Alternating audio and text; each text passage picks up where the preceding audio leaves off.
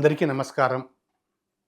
PMC వారు సమర్పిస్తున్నటువంటి గ్రంథాలయం కార్యక్రమానికి మీ అందరికీ స్వాగతం, సుస్వాగతం. నేను మహమ్మద్ అల్లా బక్షు, పిరమిడ్ మాస్టర్. నా ద్వారా ఈ గ్రంథాలయ కార్యక్రమంలో మనం స్వాధ్యాయం చేసుకునేటువంటి గ్రంథరాజం పేరు స్వామి పరమహంస ముక్తానంద గారి ఆధ్యాత్మిక ఆత్మకథ ద ప్లే ఆఫ్ కాన్షియస్నెస్గా సుప్రసిద్ధమైనటువంటి చిత్శక్తి విలాసం. ప్రపంచంలోని అనేక ఉత్కృష్టమైన గ్రంథాలలో మహోన్నతమైన గ్రంథంగా విరాజిల్లుతున్న అద్భుత గ్రంథం చిత్ శక్తి విలాసం. ప్లే ఆఫ్ కాన్షియస్నెస్ అనే ఆంగ్ల గ్రంథానికి తెలుగు మాతృకగా విరాజిల్లుతోంది ఈ గ్రంథం. ఈ గ్రంథం స్వామి ముక్తానంద ఆత్మకథను తెలియజేయడమే కాకుండా ఆ మహనీయుడు కుండలిని జాగృతం చేసినప్పుడు ఆ కుండలిని జాగరణ వల్ల ఆ పరమేశ్వరి శక్తి ఎలాంటి అనుభవాలను, అనుభూతులను అందించిందో తేటతెల్లం చేస్తుంది.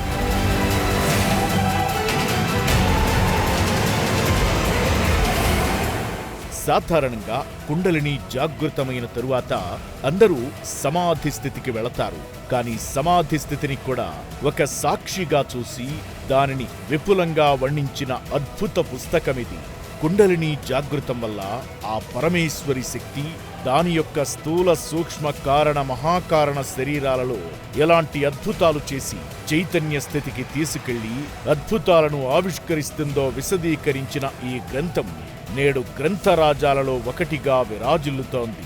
స్వామి ముక్తానంద అనుభవాల సారాన్నంతటినీ క్రోడీకరించిన ఈ అద్భుత గ్రంథం నేటి గ్రంథాలయం కార్యక్రమంలో మీకోసం. ఈ చిత్శక్తి విలాసంలో ఈరోజు మనం 16వ ఎపిసోడ్లో ఉన్నాము. గత 15వ ఎపిసోడ్లో మనం ఏం నేర్చుకున్నాము అంటే, కుండలిని లేదా పారమేశ్వరి శక్తి మనలో జాగృతమైనప్పుడు మనలో సంభవిస్తున్నటువంటి ఆ ప్రక్రియలు అన్నీ కూడా ఇవి కల్పన కాదు, ఊహ కాదు, మిథ్య కాదు. వీటికి సవివరమైనటువంటి జ్ఞానం ఉంది అని చెప్పి శ్రీ జ్ఞానేశ్వర్ మహారాజ్ రాసినటువంటి అభంగము మనకి స్వామి ముక్తానంద గారు మనకి పరిచయం చేశారు. దాని గురించి మనం గత ఎపిసోడ్లో ప్రారంభించుకున్నాము. ఈ ఎపిసోడ్ మొత్తం కూడా మనం దానికి సంబంధించినటువంటి పరిపూర్ణమైనటువంటి జ్ఞానాన్ని అధ్యయనం చేద్దాం. రక్తేశ్వరిగా ఆయన వర్ణిస్తూ ఉంటారు. సో ఇక్కడ ఏం చెప్పారు అంటే, మన శరీరం మొత్తం కూడా ఆ కమల రూపంలో ఉంటుంది. 4 రేకులు ఉంటాయి. మనం రేకులు అన్నా కూడా, ఆ దళాలు అన్నా కూడా ఒకటే. సో 4 యొక్క ఆ దళాలు ఏంటంటే, ఒకటి స్థూల శరీరము, సూక్ష్మ శరీరము, కారణ శరీరము, మహాకారణ శరీరము. వీటికి మళ్ళీ పేరు కూడా ఉంటుందండి. అంటే స్థూల శరీరం అనేది మనం వాడుక భాష, కానీ స్థూల శరీరానికి సంబంధించినటువంటిది మన ఆధ్యాత్మిక నామధేయం ఏంటని మనం విశ్వంగా భావిస్తాము. విశ్వము, మన స్థూల శరీరము విశ్వ అని పిలుస్తారు మన స్థూల శరీరాన్ని. అలాగే మన సూక్ష్మ శరీరాన్ని తైజసము అని పిలుస్తాము. మూడవది మన కారణ శరీరాన్ని ప్రాజ్ఞ అని పిలుస్తాము. మన మహాకారణ శరీరాన్ని తుర్య అని పిలుస్తాము. ఇవి వాటికి ఉన్నటువంటి ఆధ్యాత్మికమైనటువంటి నామధేయాలు. మరి ఎక్కడ ఉంటుంది మన స్థూల శరీరము అంటే, దానికి కూడా ఒక ప్రత్యేకమైనటువంటి ప్రదేశం అనేది మనకి అభంగంలో రాయబడింది. అది ఏంటంటే నేత్రాలు. మన నేత్రాలలో మన స్థూల శరీరం అనేది ఉంటుంది. చూడండి, ఇది చాలా మార్మికమైనటువంటి లోతైనటువంటి జ్ఞానం మాస్టర్స్. దీన్ని మనం సంపూర్ణంగా అర్థం చేసుకుని అవగాహన చేసుకోవాలి. సో స్థూల శరీరం యొక్క స్థానం ఎక్కడ ఉంటుంది అంటే నేత్రాలు అని చెప్పబడుతుంది. ఆ తరువాత రెండవ శరీరమైనటువంటి మన సూక్ష్మ శరీరం యొక్క స్థానం ఎక్కడంటే మన కంఠము అని చెప్పబడుతుంది. మూడవది మన కారణ శరీరం ఎక్కడ ఉంటుంది అంటే హృదయంలో ఉంటుంది. మహాకారణ శరీరం ఎక్కడ ఉంటుంది అంటే సహస్రారంలో ఉంటుంది. సో స్థూల శరీరం అనేది నేత్రాల్లో ఉంటుంది, సూక్ష్మ శరీరం అనేది మన కంఠంలో ఉంటుంది, కారణ శరీరం అనేది మన హృదయంలో ఉంటుంది, మహాకారణ శరీరము మన సహస్రారంలో ఉంటుంది. మరి వీటికి కొన్ని అక్షరాలు కూడా మనకి మార్మికులు, యోగులు, సిద్ధులు మనకి ఇంట్రడ్యూస్ అంటే మనకి ప్రవేశపెట్టారు. ఏంటంటే స్థూల శరీరాన్ని అ కారంతో మనం పిలుస్తాము, సూక్ష్మ శరీరాన్ని ఉ కారంతో, అలాగే కారణ శరీరాన్ని మకారంతో, మహాకారణ శరీరాన్ని అర్ధమాత్రతో. అంటే ఓంకారం అండి. ఇవన్నీ మనం ఒక్కసారి ఉద్భవిస్తే మనం ఏదైతే ఓం అని మనం ఉచ్చరిస్తున్నామో ఈ ఓం అన్నటువంటి ఈ ఒక్క అక్షరములోనే ఓం అనేటువంటి ఈ శబ్దంలోనే 4 శరీరాలు కూడా మిళితమై ఉన్నాయి. 4 శరీరాలు కూడా దీంట్లో ఉన్నాయి. అందుకనే ఓంకారం అనేది ఒక మతానికి సంబంధించిందో, ఒక ధర్మానికి సంబంధించిందో కాదు. ఓంకారం అనేది మన జన్మకు సంబంధించింది. మహాశూన్యం నుంచి ఆవిర్భవించినటువంటి మొట్టమొదటి శబ్దమే ఓంకారం. దానికి తగినట్లుగానే మన 4 శరీరాలు ఉంటాయి.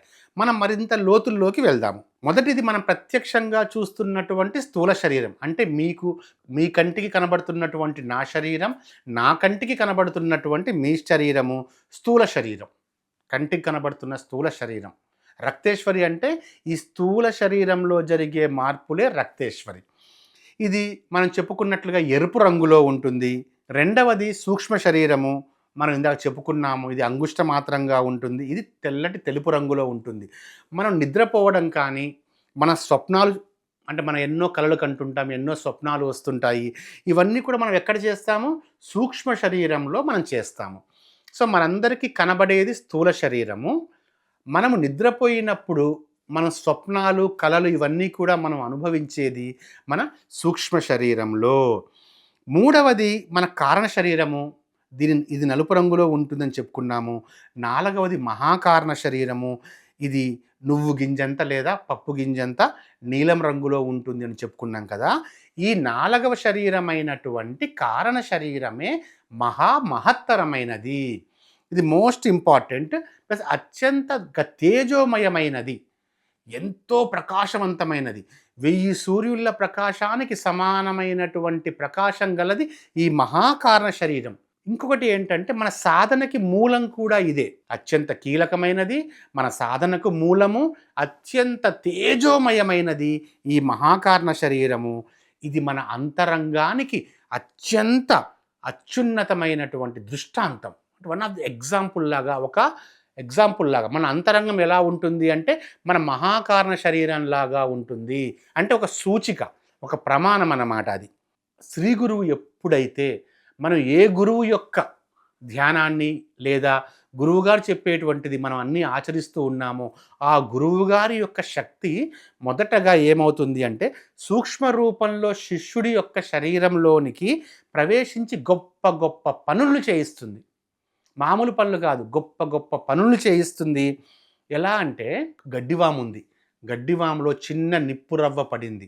ఆ చిన్న నిప్పురవ్వ అయినా సరే వెంటనే మహాజ్వాలగా పరిణమించి ఆ గడ్డివామును ఎలాగైతే మంటల్లోకి చేస్తుందో అలాగే శిష్యుడి అంతరంగంలో ప్రవేశించినటువంటి ఆ గురువుగారి యొక్క కృపాశక్తి ఆ శిష్యుడి కుండలిని శక్తితో కలిసి అద్భుతమైనటువంటి అనంతమైనటువంటి శక్తితో మిళితమైపోయి ఏం చేస్తుంది? అనంత శక్తిపూర్వకమైనటువంటి ఎన్నెన్నో కార్యక్రమాలు చేయిస్తూ ఉంటుంది. ఆ కార్యక్రమాల్లో మొట్టమొదటి పని ఏంటంటే రక్త దళానికి సంబంధించింది. ఏదైతే మన చాప్టర్ నేమ్ ఉందో రక్తేశ్వరికి సంబంధించింది మొట్టమొదట జరిగేటువంటి వర్క్ అన్నమాట, ప్రాసెస్. ఎందుకంటే సుఖదుఖాలు అనుభవించేది కూడా ఈ శరీరమే. ఇది ఎంత ఉంటుంది మనకు తెలుసు. మనకి 3.5 మూరలు సుమారుగా అంచనా వేసుకుంటే 3.5 మూరల ఈ శరీరము. సుఖదుఖాలు అన్నింటినీ కూడా ఈ శరీరమే అనుభవిస్తూ ఉంటుంది. పాపకర్మైనా పుణ్యకర్మైనా కూడా ఈ శరీరమే చేస్తూ ఉంటుంది, చేయిస్తూ ఉంటుంది. పైగా అలా అని చెప్పి మనం ఈ శరీరాన్ని అంతగా తృణప్రాయంగా లెక్కలేనట్లుగా తీసివేయవద్దు. ఎందుకంటే ఈ శరీరమే జీవాత్మకు మోక్షాన్ని ప్రసాదింపచేసే సాధనం కూడా.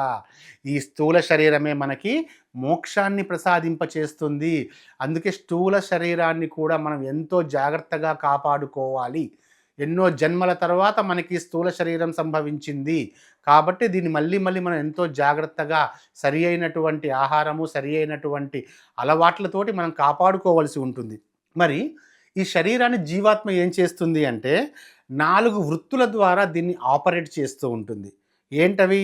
పంచ జ్ఞానేంద్రియాలు అంటే 5 జ్ఞానేంద్రియాలు, 5 కర్మేంద్రియాలు, 5 ప్రాణాలు, ఇంకొకటి అంతఃకరణం అంటే మనస్సు. అంటే పంచ జ్ఞానేంద్రియాలు, పంచ కర్మేంద్రియాలు, పంచ ప్రాణాలు, అంతఃకరణం అనేటువంటి 4 వృత్తులు ఏవైతే ఉన్నాయో వీటి ద్వారా ఈ స్థూల శరీరంలో జీవాత్మ ఏం చేస్తుంది? స్థూల భోగాలను అనుభవిస్తూ నేత్రస్థానంలో ఉంటుంది. మనం ఇప్పుడు స్థూల శరీరం గురించి ఎక్స్ప్లెయిన్ చేసుకుంటున్నాము. ఈ స్థూల శరీరంలో జీవాత్మ ఏం చేస్తుంది అంటే పంచ జ్ఞానేంద్రియాల ద్వారా, పంచ కర్మేంద్రియాల ద్వారా, పంచ ప్రాణాల ద్వారా, అంతఃకరణం ద్వారా ఏం చేస్తుంది? భోగాలన్నింటినీ కూడా అనుభవిస్తూ నేత్రస్థానంలో ఉంటుంది. అందుకే దీని స్థానం నేత్రాలు అని చెప్పుకున్నాం మనం. మరి ఈ జాగృతమైనటువంటి ఈ అవస్థను అనుభవించేది కూడా ఈ ఎరుపు రంగు 8 జానల శరీరమే. మనం ఏదైతే ఒక 8 జానలు లేదా 3.5 మూరలు మనం ఏ కొలత వేసుకున్నా కూడా మన కంటికి కనబడేటువంటి ఈ స్థూల శరీరమే ఎరుపు రంగు. అయితే మనకి బ్లాక్ కలర్, వైట్ మనకి మనుషుల రంగులు కాదు. ఈ స్థూల శరీరానికి ప్రత్యేకమైనటువంటి ఒకానొక రంగు ఉంటుందండి. అది ఎరుపు రంగు. అది మీరు ఎప్పుడైతే ధ్యానంలో నిమగ్నమవుతారో అప్పుడు ఆ రక్తేశ్వరిని మీరు చూడడం అనేది సంభవిస్తుంది. ఈ శరీరం లేకపోయినట్లయితే, ఈ స్థూల శరీరం మీకు లేదు అనుకుందాం, అప్పుడు జీవాత్మ ఉంటుంది. జీవాత్మ ఎప్పటికీ ఉంటుంది. స్థూల శరీరము ఉండి తనకి ఆశ్రమిస్తూ ఉంటుంది కదా.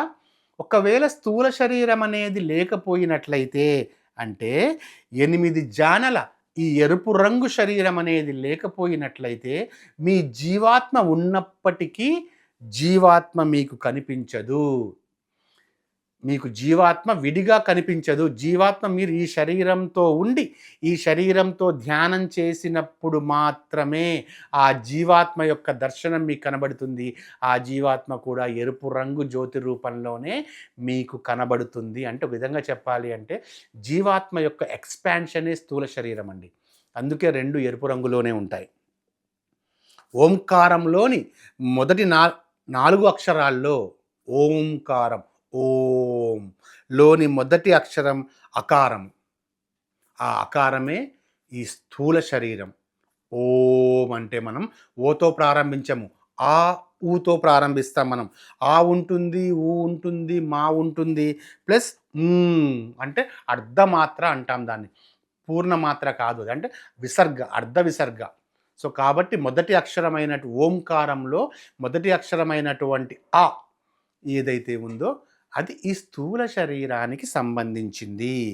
అందుకే దీని అధిదేవత ఎవరు? విశ్వ. విశ్వ అనేటువంటి అధిదేవత అన్న పేరు గలటువంటి అధిదేవత ఈ 8 జానల శరీరం. సో మనం మొదటగా రక్తేశ్వరి అంటే ఈ స్థూల శరీరం, 8 జానల శరీరం. ఇది జాగృతావస్థని అనుభవిస్తూ జీవాత్మ ఉన్నప్పటికీ ఈ శరీరం లేకుంటే అది కనిపించదు. అందుకని దీని యొక్క అధిదేవతని మనం విశ్వ అనే పేరుతో పిలుస్తాము. మరి శక్తి జాగృతమైన తర్వాత, కుండలిని జాగృతమైన తర్వాత కుండలిని యొక్క ప్రభావం అనేది ఉంటుంది కదా. ఎక్కడైనా ఎనర్జీ, ఒక ఎలక్ట్రిసిటీ వచ్చింది, ఒక బల్బులోకి ఒక ఎలక్ట్రిసిటీ వెళ్ళింది అంటే ఆ బల్బుని ఏం చేస్తుంది? ఆ ఎలక్ట్రిసిటీ వెలిగిస్తుంది. ఒక ఏసీలోకి ఎలక్ట్రిసిటీ వెళ్ళింది అంటే అది ఏం చేస్తుంది? ఆ ఏసీని చల్లబరుస్తుంది. సో ఎలక్ట్రిసిటీ ఎక్కడికి వెళ్ళినా కూడా అక్కడ ఒక వర్క్ చేయడం కోసమే వెళ్తుంది. అలాగే కుండలిని మన శరీరంలో జాగృతమైన తరువాత, శక్తి మన శరీరంలో జాగృతమైన తరువాత ఆ శక్తి ఏం చేస్తుంది అంటే మొట్టమొదటగా మన స్థూల శరీరంలో అనేకమైనటువంటి ప్రాసెసెస్ చేస్తుంది. ఆ క్రియలు చేయిస్తుంది, ఎన్నో క్రియలు. మొదట స్థూల శరీరం మీద శక్తి ఎక్కడ ఎఫెక్ట్ చూపిస్తుంది అంటే మొట్టమొదటగా స్థూల శరీరం మీద శక్తి ఎఫెక్ట్ చూపిస్తుంది. మన స్థూల శరీరంలో ఎన్నో ప్రాసెసెస్, ఎన్నో క్రియలు జరుగుతాయి. ఈ జరిగే క్రియలన్నీ కూడా అర్థం లేనివి కాదు, అర్థం కానివి కావు. ఈ క్రియలు ఎందుకంటే మన శరీరంలో ఒకవేళ ఉండకూడని అజ్ఞానం ఉంటే, అంటే శరీరంలో ఉండకూడని అజ్ఞానం రోగాల రూపంలో ఉంటుంది. ఈ క్రియల వల్ల ఏమవుతుంది అంటే ఆ రోగాలు సంపూర్ణంగా నశిస్తాయి. సో శక్తి జాగృతమైన తరువాత ఏ క్రియలైతే మన స్థూల శరీరంలో సంభవిస్తాయో ఆ క్రియల వల్ల శరీరంలో రోగాలు నశిస్తాయి, నాడులు శుభ్రపడతాయి. మనం చెప్పుకున్నాం కదా 84 లక్షల నాడులు ఉంటాయి మన శరీరంలో అని చెప్పి. ఆ నాడులన్నీ కూడా శుభ్రమైపోతాయి. నాడులన్నీ కూడా అందుకే నాడులు శుభ్రమయ్యేటువంటి ఈ ప్రాసెస్‌లో ఇప్పుడు కాస్మిక్ ఎనర్జీ మన లోపలికి ప్రవేశించిన తర్వాత మన నాడీ మండలం కూడా శుద్ధి కాబడుతుంది కదా! అలా శుద్ధి జరిగే ప్రాసెస్‌లో మనకు కొన్ని నొప్పులు లాంటివి వస్తుంటాయి. క్లీనింగ్ ప్రాసెస్ జరుగుతూ ఉన్నప్పుడు అక్కడ పెయిన్ రావడం అనేది సహజంగానే ఉంటుంది అండి. అందుకే నాడులు శుభ్రపడతాయి. మరి ఈ క్రియలు కేవలం మన స్థూల శరీరంలో మాత్రమే సంభవిస్తాయా? సూక్ష్మ శరీరము, కారణ శరీరము, మహాకారణ శరీరంలో జరగవా క్రియలంటే జరుగుతాయి. ఆ శరీరాలలో కూడా జరుగుతాయి క్రియలు. ఆ మిగతా 3 శరీరాలలో జరిగే ఆ క్రియలకి, స్థూల శరీరంలో జరిగే క్రియలు భిన్నంగా ఉంటాయి. ఏ శరీరానికి ప్రత్యేకమైనటువంటి క్రియలు ఆ శరీరంలో జరుగుతూ ఉంటాయి. అందుకే ఈ రక్తజ్యోతిని ధ్యానం చేసినప్పుడు ప్రతిరోజు రకరకాల అనుభూతులు కలుగుతాయి. దీని వలన ఏకాగ్రత రోజు రోజుకి ఎక్కువైపోతూ ఉంటుంది. అదే సమయంలో నాడులు శుభ్రపడుతూ ఉంటాయి. అంటే మన నాడీ మండలం మొత్తం కూడా పరిపూర్ణంగా శుభ్రం జరుగుతూ ఉంటుంది. మన క్రియలన్నీ జరుగుతూ ఉంటాయి. దానివల్ల ఏమవుతుందంటే ఏకాగ్రత, ఎక్కువసేపు ధ్యానం చేయగలగడము, ధ్యానంలో ఎక్కువసేపు శ్వాసని గమనించగలుగుతూ ఉండగలగడము, ఒక ఏకాగ్రత, కాన్సంట్రేషన్, స్పిరిచువల్ కాన్సంట్రేషన్‌ని మనం ఫోకస్ అంటాం. ఈ ఫోకస్ అనేది జరుగుతూ ఉంటుంది. ఇది మనకి రక్తేశ్వరికి సంబంధించింది. ఆ తరువాత మనకి ఒక అద్భుతమైనటువంటి ఇంకో చాప్టర్‌లోకి మనం వెళ్తున్నాము. ఇంక తంద్రాలోకం అంటారు. అంటే ఈ తంద్రాలోకం గురించి ఇంతవరకు మనం చాలా తక్కువే మనం విని ఉంటాము. అయితే దీనికి మనం విన్నటువంటి పదాలలో సరిపోయినటువంటి వర్డ్ ఉంది. అది మనం చెప్పుకుంటాం ఇప్పుడు. మళ్ళీ మనం స్వామి ముక్తానంద గారి యొక్క మాటలలో ఫస్ట్ పర్సన్‌గా మనం విందాం మై డియర్ ఫ్రెండ్స్. ఇంతవరకు కూడా దివ్యమైన శక్తిపాతం లభించింది అన్న సంగతి నాకు పూర్తిగా తెలియదు. అంటే ఆయన చెప్పుకుంటూ వస్తున్నారు. 2 రోజుల వరకు రక్తజ్యోతితో పాటు ఇతర జ్యోతులు కూడా దర్శనమిచ్చేవి. రక్తజ్యోతి ఎప్పుడూ నాకు కనబడుతూ ఉండేది. కానీ దానితో పాటు ఏం జరిగేది? ఇతర జ్యోతులు కూడా దర్శనమిస్తూ వచ్చేయి. ధ్యానంలో స్పృహ ఉండేది. సంతోషం కూడా ఉండేది. జ్యోతులు దర్శనమవుతున్న సమయంలో నగ్న పురుషులు కనిపించేవారు. లేదా ఆవులు గానీ, మేలుజాతి పోరాట గుర్రాలు కానీ నాకు కనిపించేవి. అలాగే ఈ జ్యోతులు ధ్యానంలో కూర్చున్నప్పుడు ఎప్పుడైతే జ్యోతులు కనిపిస్తూ ఉన్నాయో అప్పుడు నాకు చుట్టుపక్కల గ్రామాలలో ఏవైతే దేవాలయాలు ఉన్నాయో ఆ దేవాలయాలు కనిపించేవి. ఆ దేవాలయాలలో ఉన్నటువంటి విగ్రహాలు కూడా కనిపించేవి. అందుకే ఉదయము, సాయంత్రం 2 పూటలా నేను 2 గంటల సేపు, ఒక్కొక్కసారి అంతకంటే ఎక్కువసారి కూడా సుమారు ప్రతిరోజు 3, 4 గంటల సేపు ఉదయము, సాయంత్రము ఎక్కువసేపు చాలా శ్రద్ధగా ధ్యానం చేసేవాడిని. ఆ ధ్యానం కూడా ఎంతో ప్రేమతో చేసుకునేవాడిని. అప్పుడప్పుడు ధ్యాన సమయంలో ఒక సాత్వికమైనటువంటి మత్తు లాంటిది వచ్చేది. ఒక మత్తు కమ్మినట్లుగా వచ్చేది. కానీ అది చాలా పారవశ్యంతో నిండిపోయి ఉండేది. ఆ మత్తు అనేది ఎంతో పారవశ్యంతో ఉండి, అప్పుడు ఆ మత్తుని జీర్ణం చేసుకునే శక్తి నాకు లేదు. అంటే ఆ మత్తుని పరిపూర్ణంగా అనుభవించేటువంటి శక్తి లేకుండా అలా పారవశ్యంలోనే వెళ్ళిపోయేవాడిని.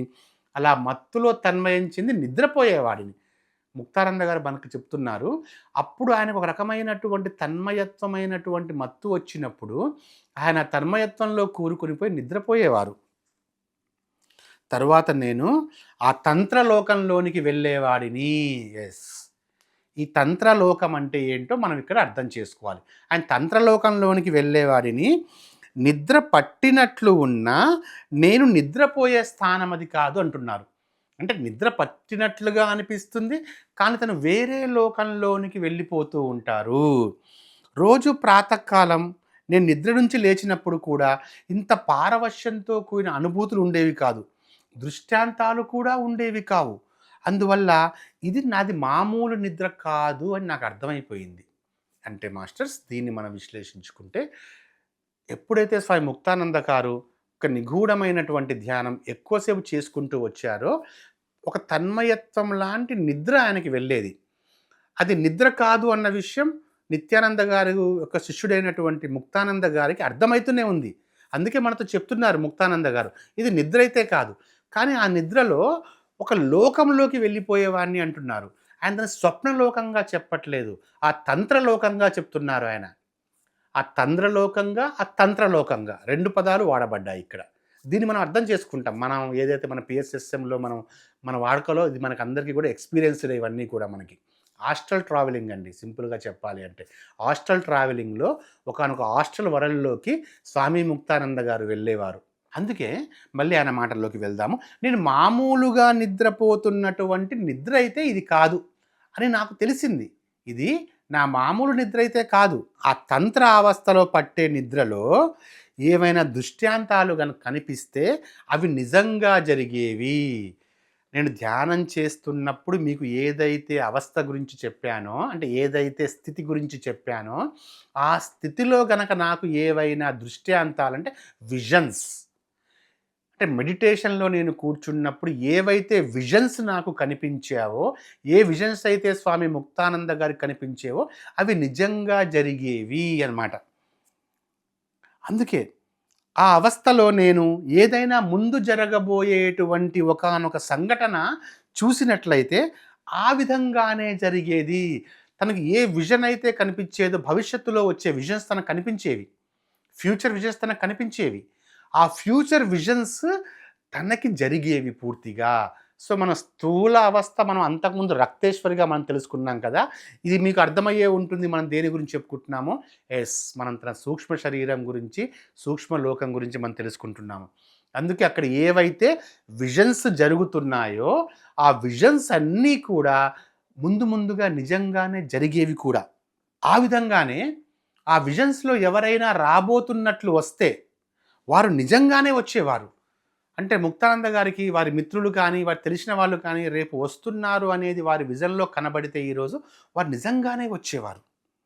ఆ విధంగా ఆ ధ్యాన, ఆ తంత్రావస్థలో ఏదైనా మరో లోకానికి వెళ్ళి, హాస్టల్ వరల్డ్‌కి వెళ్ళి అక్కడ కొంతకాలం ఉండేవాడిని. ఆ పరమానంద భరితమైనటువంటి ఆ అవస్థను మళ్ళీ అనుభవించేవాడిని. ధ్యానం సమాప్తమైనటువంటి తరువాత ఆ రోజు ఎంతో ఆనందదాయకంగా ఉండేది, ప్రేమమయంగా ఉండేది, ఉల్లాసమయంగా ఉండేది. శరీర దౌర్బల్యాలన్నీ తొలగిపోయాయి. ఇక్కడ మనకి స్వామి ముక్తానంద గారు విజన్స్ చూసినటువంటి ఆ స్టేట్‌లో ఉన్నారు. ఆయన విజన్స్ ద్వారా ఒక విధంగా చెప్పాలి అంటే థర్డ్ ఐ ఓపెనింగ్ స్టేట్ అండి ఇది. మనకి తెలిసినటువంటి మన లాంగ్వేజ్‌లో మనం చెప్పుకోవాలనుకుంటే థర్డ్ ఐ ఓపెన్ అయినటువంటి విజన్స్ అన్నమాట ఇవన్నీ. ఆయన దాని ద్వారా ఆ లోకంలోకి వెళ్ళేవారు. హాస్టల్ వరల్డ్‌లోకి వెళ్ళేవారు. అక్కడ కొంతకాలం ఉండేవారంట హాస్టల్ వరల్డ్‌లో కూడా. అక్కడ అన్నీ చూసి వచ్చేవారు. ఆయన ఆ విజన్స్‌లో హాస్టల్ వరల్డ్‌లో ప్రయాణిస్తున్న అంతసేపు కూడా తన సూక్ష్మ శరీరం ద్వారా ఆయన ఎప్పుడైతే విజన్స్ హాస్టల్ ట్రావెలింగ్ చేస్తున్నటువంటి ఈ సమయంలో, సందర్భంలో అంతా కూడా ఎంతో పరమానందంగా ఉండేది ఆయనకి. ఎంతో ఉల్లాసంగా ఉండేది ఆయనకి. అసలు ఎంతో ఆనందభరితంగా ఉండేది. ఆ తర్వాత ఒకవేళ శరీరానికి ఏమైనా దౌర్బల్యం లాంటిది ఏమన్నా వచ్చినా కూడా అవన్నీ ఇక తొలగిపోయేవన్నమాట. అందుకనే ఆయన చెప్తున్నారు, ఏదైతే ఆ తంత్రస్థానం ఉందో ఇది స్వప్నము కాదు, ఇది నిద్ర కాదు. ఈ రెండిటికి భిన్నమైనటువంటి స్థితి అది. అది స్వప్న స్థితి కాదు, నిద్ర స్థితి కాదు. ఈ రెండింటికి భిన్నమైనటువంటి స్థితి. ఈ స్థానం సర్వజ్ఞమైనది. ఈ అవస్థలో కనిపించేవన్నీ కూడా సత్యాలే. అసత్యాలు కానీ, భ్రమలు కానీ ఏవి ఈ స్థితిలో కనిపించవు. అన్నీ సత్యాలే. ఇటువంటి అనుభూతులు ముక్తానంద గారికి కలగడం వల్ల ఏం జరిగింది అంటే, మన ప్రాచీన ఋషులు, ప్రాచీన మునులు, మన మహర్షులు, సర్వజ్ఞులు అందరికీ దివ్య దృష్టి ఉంది అన్నటువంటి విశ్వాసం వీరికి కూడా ధృవపడింది. ఎందుకంటే వీరికి కూడా దివ్య దృష్టి అనేది ఏర్పడింది. సో, దివ్య దృష్టి ఉంది అన్నటువంటి సత్యం తనకి స్థిరపడింది. చూడండి, అనుభవాలతో నేర్చుకున్నాడు. తన అనుభవంతో తనకి దివ్య దృష్టి సంప్రాప్తించిన తర్వాత ఏదైతే మన ప్రాచీనమైనటువంటి సనాతన మన యోగులందరికీ కూడా దివ్య దృష్టి ఉండేది అన్న సత్యం తనకి తెలుసు. అది ఇప్పుడు రూఢిగా మారిపోయింది. ఎందుకంటే తనకి కూడా ఆ విశ్వాసం వచ్చింది. ఆ అనుభవం కూడా వచ్చింది కదా! ఆ తంత్రావస్థ గురించి ఆయన మనకి వివరిస్తూ వచ్చాడు చూడండి. ఈ తంత్రావస్థ మనందరం కూడా మన మెడిటేషన్‌లో శ్వాస మీద ధ్యాస పెట్టి మనం ధ్యానంలో కూర్చున్నప్పుడు విశ్వమయ ప్రాణశక్తి మన శరీరంలో ప్రవేశించినప్పుడు ఏదైతే మన థర్డ్ ఐ ఓపెనింగ్ అయిపోయిన తర్వాత హాస్టల్ ట్రావెలింగ్ మనం చేస్తామో ఆ హాస్టల్ ట్రావెలింగ్ గురించే వారు వర్ణిస్తూ ఉన్నారు ఇక్కడ. ఆ తరువాత ఆయన హాస్టల్ వరల్డ్స్‌లో ఏమేమి చూశారు, ఇంకా ఏమి ఆయన అనుభవించారు, ఏ అనుభూతులు చెందారు, ఈ హాస్టల్ ట్రావెలింగ్‌లో ఆయన అనుభవించినటువంటి ప్రతి అనుభూతిని మనకి వివరిస్తారు మాస్టర్స్. ఇవి మనకి ఇవి మనం ఏదైతే మనం ధ్యానం చేస్తున్నప్పుడు ఏవైతే విజన్స్ మనకొస్తాయో దాదాపుగా మనకన్నీ కూడా సమానంగా ఉంటాయి. సో, ఈ విజన్స్‌కి సంబంధించి, ఈ హాస్టల్ ట్రావెలింగ్‌కి సంబంధించి నెక్స్ట్ ఎపిసోడ్‌లో మనం తెలుసుకుందాము. సో, అందరికీ మరొక్కసారి పీఎంసీ తరపు నుంచి కృతజ్ఞతలు.